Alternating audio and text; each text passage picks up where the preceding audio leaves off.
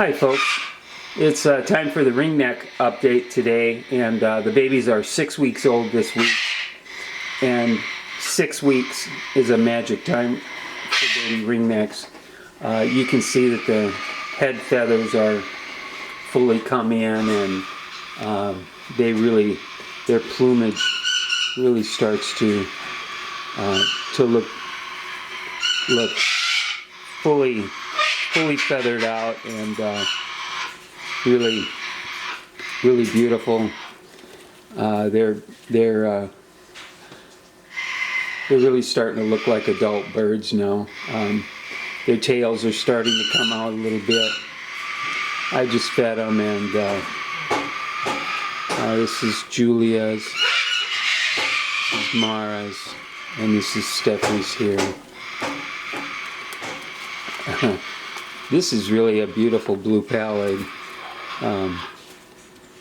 She's got, look at some of the darker blue. It's so iridescent down here on the feathers. She's really beautiful. This turquoise is such a stunning color.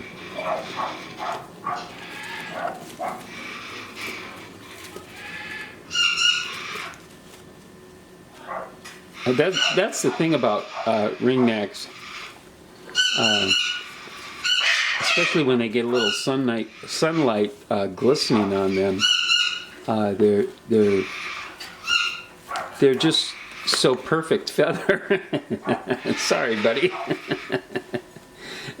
So 2 males and a female, and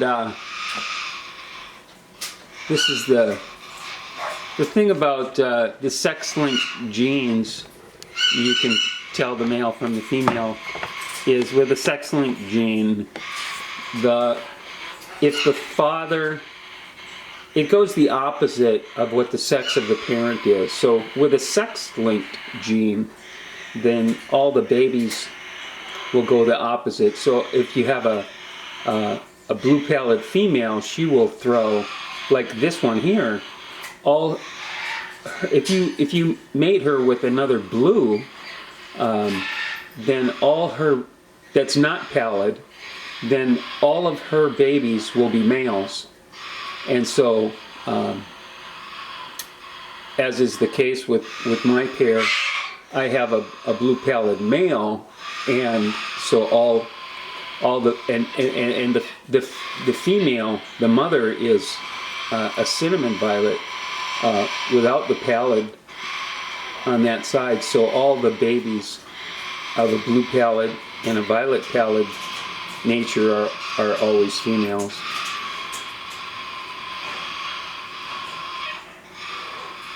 I know it gets confusing, especially sometimes when people are hearing that for the first time. But genetics is pretty interesting.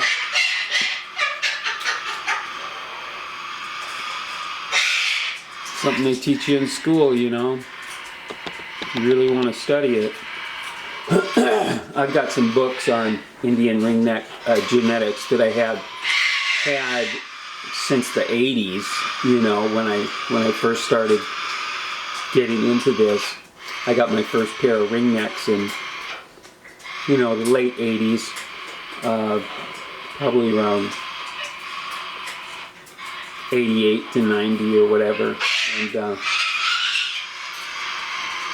back then we didn't have all the mutations that we have today. It was, if you had a blue, you were on top of the world.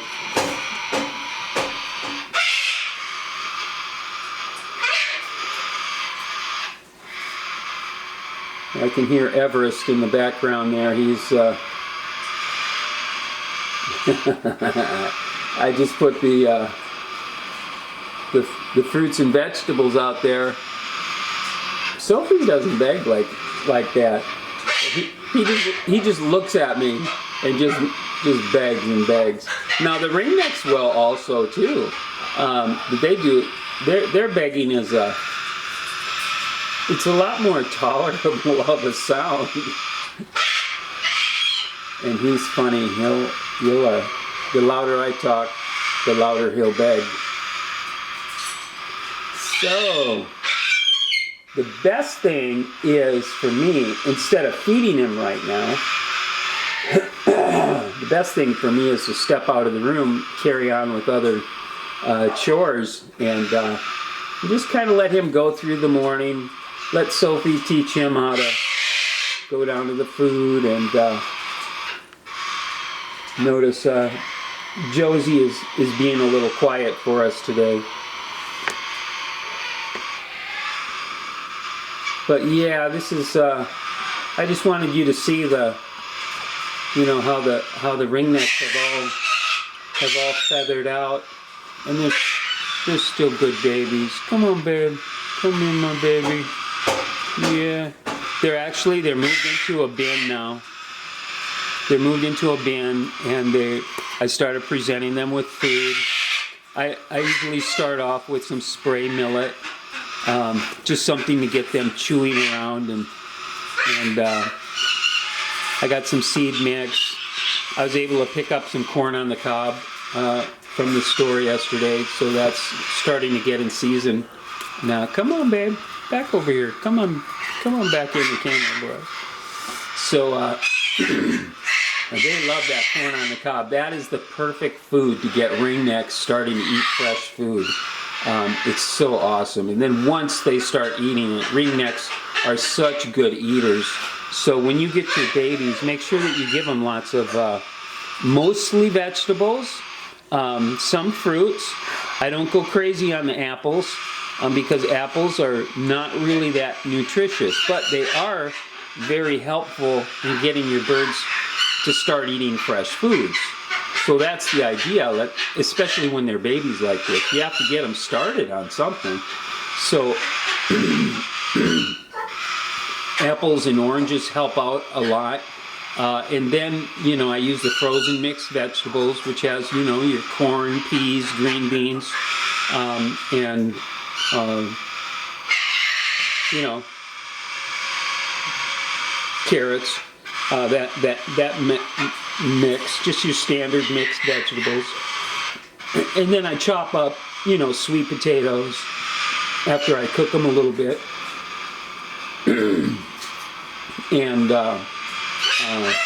like yesterday, I chopped some jalapenos in there, which they really kind of like. And so just kind of mix it up, you know, with whatever is, you know, handy at the store and handy in your fridge. And ringnecks, they are just great. Sorry, I am just like, oh, my lungs. Sorry about that. Anyways, maybe I should stop talking so much. So, well, the babies, what are they doing? What are you looking at, huh? What are you looking at? What are you looking at, my baby?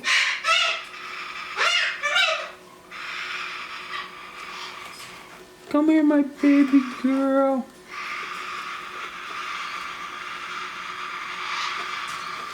But anyways, they're in a bin now. I separated them from Leah, the baby cockatoo. So they're kind of by themselves. She's getting too much. When she's hungry now, she's begging to them for food, that is the point that I separate them, you know, and she gets just too demanding and wants them to feed her, which is the craziest thing. But that's when it's like, you know, she's begging to them and trying to get the feeding beak action on them and stuff like that. And it's like, no, we're not going to do that. So I separated her out yesterday. And she's a little, she's quieter. It kind of takes that, you know, that temptation away. She's by herself now. So now she's just going to be like, I'm going to be her main interaction, and then, you know, it'll just be the two of us, and until she starts, because she's back in the brooder again now, while these guys are out. But they're fully feathered, and she's still working on it. So these guys, it won't be too long to where I won't be able to contain them. Once they figure out they can fly, which they can probably right now, they just haven't tried yet. And once they figure that out, they'll climb out, they'll fly out, and they're such good flyers.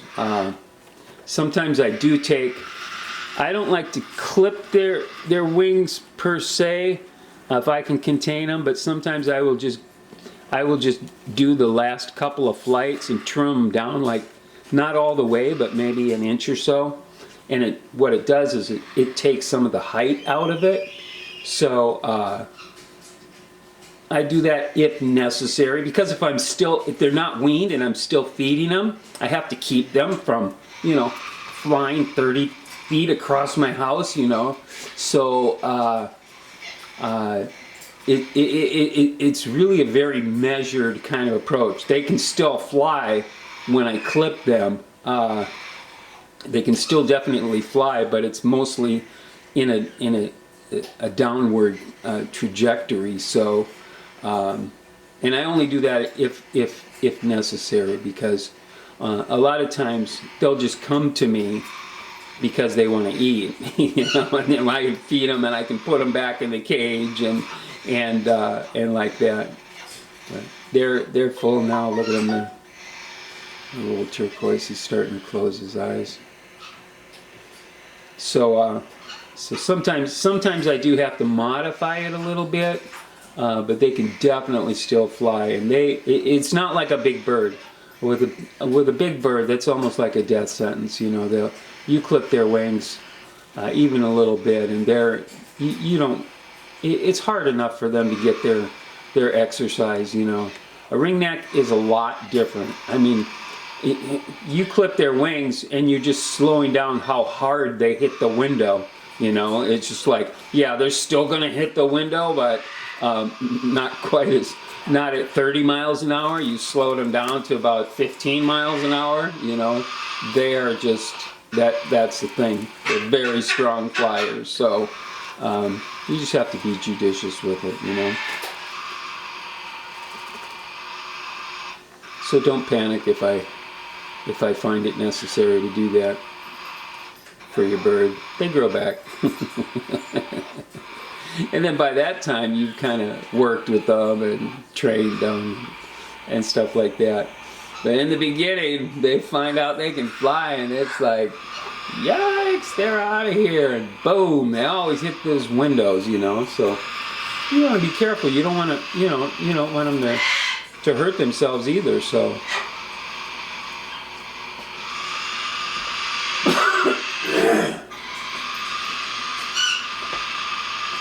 So I guess we'll wrap it up for today, folks. It won't be long, and they'll be eating their adult food. And I'll tell you what, ringnecks, once they start eating, they go for it. It's not like a cockatoo. Like you're doing this for 3 weeks. It's 6 weeks. It's like, no. It happens.